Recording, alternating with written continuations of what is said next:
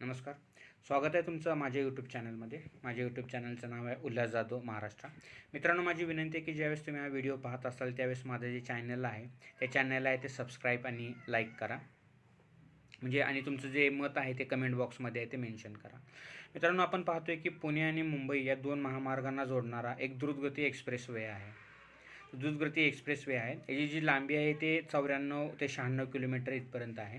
तर हा दोन महामार्गांना जोडणारा एक एक्सप्रेसवे आहे. ह्या एक्सप्रेसवरती दररोज आहे ते 1,00,000 वाहनं आहे ते प्रवास करतात. तर खंडाळा घाटामध्ये गेल्या 3 दिवसापूर्वी एक प्रोपिलिन हा जो एक रासायनिक तेल वाहतूक करणारा जो टँकर आहे, जो इंडस्ट्री एरियामध्ये ह्या प्रोपिलिन गॅस आहे ते वापरण्यात असतो, तो टँकर आहे ते पलटी झाल्यामुळे तब्बल 32 तास हा जो महामार्ग आहे तो काय कारणास्तव आहे ते बंद करून ठेवण्यात आलेला होता. म्हणजे हा मार्ग सुरक्षेच्या कारणास्तव बंद करण्यात आलेला होता. जो प्रोपिलिन टँकर जो आहे तिथे पलटल्यामुळे की ह्याचा स्फोट होऊ नये किंवा हा वायू आहे ते आसपास आहे ते पसरू नये या सुरक्षेच्या कारणास्तव हा प्रशासनातर्फे महामार्ग आहे ते बंद करण्यात आलेला होता. या 32 तासामध्ये जे प्रवासी होते वाहतूक प्रवासी यांच्यावर प्रचंड असा परिणाम आहे ते झालेला होता. कारण ह्या लोकांना बसमध्ये कोणी खाजगी वाहनामध्ये अडकल्यामुळे जे पिण्याचं पाणी असतं किंवा अन्न असतं ते न मिळाल्यामुळे यांचे प्रचंड असे हाल आहे ते झालेले होते. प्रशासनाने सुद्धा यांची अर्जंटमध्ये आहे ते दखल आहे ते घेतलेली होती. खंडाळा घाटामध्ये जे पोलीस डिपार्टमेंटमध्ये जे कार्यरत होते त्यांनी सुद्धा त्या घटनास्थळी जाऊन पिण्याचं पाणी, बिस्किट पुडे यासाठी ते वाटप करण्यात आलेलं होतं. याच्यावर वेगवेगळ्या प्रतिक्रिया आहेत ते उमटत आहेत.